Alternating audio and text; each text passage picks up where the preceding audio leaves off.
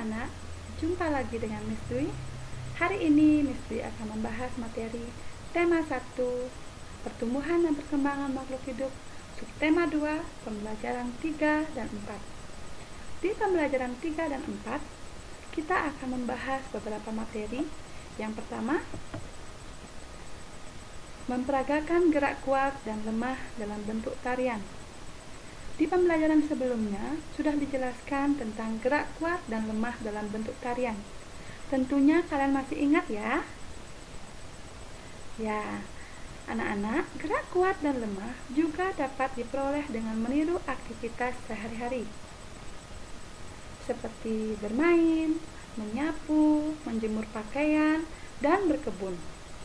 Sekarang perhatikan gambar yang ada di samping. Di sini ada seorang anak yang memperagakan gerakan menyapu. Tentu kalian pernah melakukan gerakan ini ya. Ya, karena kalian sering membantu orang tua kalian di rumah ya. Kalau tidak sering, tentu pernah membantu orang tua menyapu di rumah. Ya, kalian sudah pernah memperagakan gerakan menyapu.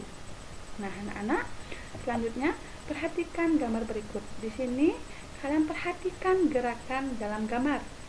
Praktekkan gerakan tersebut di rumah kalian masing-masing bersama keluarga atau teman yang dekat dengan rumah kalian. Perhatikan, kalian lakukan bersama-sama. Ada yang menyapu, ada yang mengangkat kursi, ada yang mengepel. Nah, kalian harus perhatikan setelah kalian praktekkan di rumah kalian masing-masing, kalian pasti tahu mana gerak kuat dan lemah. Menyapu merupakan gerak kuat atau lemah. Mengangkat kursi, mengepel merupakan gerak kuat atau lemah. Silahkan nanti kalian praktekkan dan tulis di buku kalian ya. Apa yang kalian sudah praktekkan, termasuk gerakan apa itu. Menyapu, mengepel, dan mengangkat kursi. Gerak lemah atau gerak kuat. Ya. Nah, selanjutnya nanti akan membahas materi tentang menulis informasi dari teks dengan kosakata yang tepat. Anak-anak, setiap teks memiliki informasi.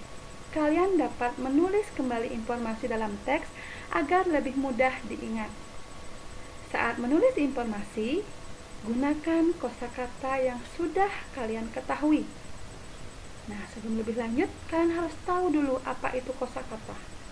Kosakata adalah perbendaharaan kata atau kumpulan kata yang merupakan bagian dari bahasa tertentu dan digunakan untuk menyusun kalimat. Nah, sekarang kalian sudah tahu apa itu kosakata. Sekarang anak-anak belajar ya menulis kosakata dalam bentuk cerita. Tulis cerita tentang makanan kesukaan kalian. Ya, tentu kalian tahu ya makanan kesukaan kalian itu apa ya. Silahkan ditulis dalam bentuk cerita ya anak-anak.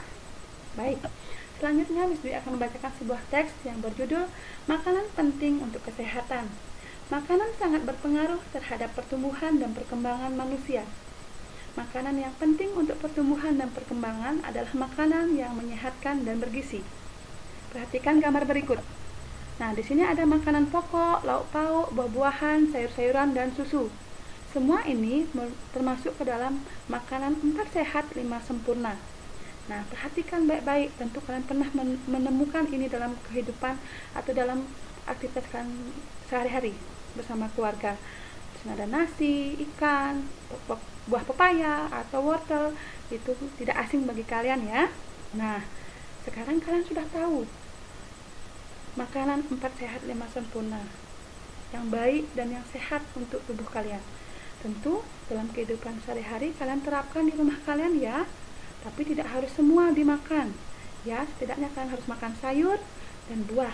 Kalau tidak ada buah, sayur pun itu juga sehat. Sayur dan nasi, dan ada ikan, tahu, tempe, itu juga sehat ya anak-anak. Mulai sekarang, mari kita belajar bersama-sama untuk hidup sehat di rumah kalian masing-masing. Miss Dwi juga praktekkan di rumah Miss Dwi ya. Nah, selanjutnya Miss Dwi akan membahas materi tentang soal cerita penjumlahan bilangan. Nah, langkah-langkah menyelesaikan soal cerita ada 3. Yang pertama, tentukan hal yang diketahui dan ditanyakan dalam soal. Yang kedua, tentukan kalimat matematika yang sesuai. Yang ketiga, hitunglah penyelesaian dari kalimat matematika tersebut.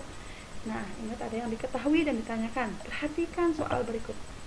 Paman memiliki 2 petak tanah, masing-masing seluas 1247 meter persegi dan 1320 meter persegi.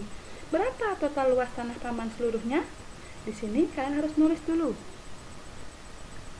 Diketahui. Nah, diketahui di sini adalah Paman memiliki 2 petak tanah seluas 1247 meter persegi dan 1320 meter persegi. Yang ditanyakan adalah berapa total luas tanah Paman seluruhnya? Nah, di sini Miss Dwi sudah tulis penyelesaiannya. Nah, kalian perhatikan masing baik-baik angkanya. Nah, di sini ada 1247 ditambah 1320 karena kita harus tahu total luasnya ya. Total luasnya harus dijumlahkan. Nah, saat kalian menjumlahkan dengan cara bersusun, kalian harus memperhatikan baik-baik angka yang akan kalian jumlahkan, yaitu harus lurus ya, satuan dengan satuan, yang di atas dengan di bawah harus lurus dan seterusnya.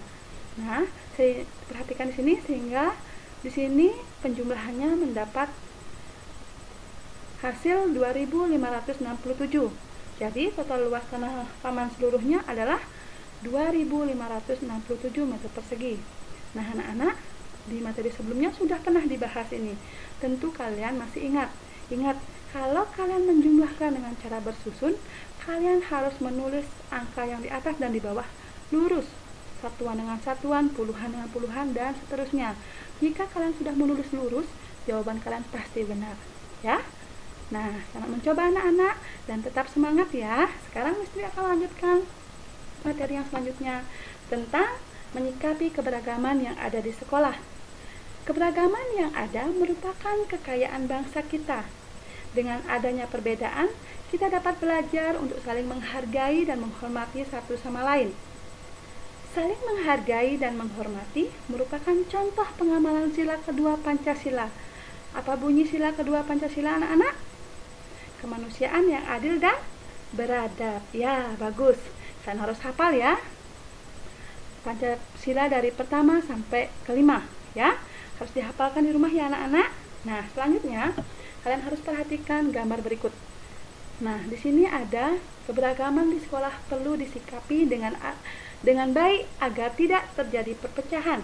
Di sini anak-anak sekolah bersatu untuk membersihkan lingkungan sekolah. Ada yang menyiram tanaman, ada yang membuang sampah, ada yang menyapu. Ya. Nah, ingat, perhatikan, kalian juga harus praktekkan ini ya, di rumah juga bisa dipraktekkan. Nah, caranya ada beberapa cara menyikapi keberagaman. Yang pertama, menghargai pendapat teman. Yang kedua, menghormati perbedaan yang ada. Yang ketiga, berteman dengan siapapun meskipun memiliki perbedaan. Ingat, berteman dengan siapapun ya anak-anak, tidak membeda-bedakan teman. Baik, sudah mengerti? Tetap semangat? Ya. Sampai di sini dulu materi yang Miss Dwi jelaskan. Dan kalian silahkan jawab soal-soal yang ada di pembelajaran 3 dan 4 ya. Ingat, jaga kesehatan kalian. Terima kasih anak-anak. Sampai jumpa.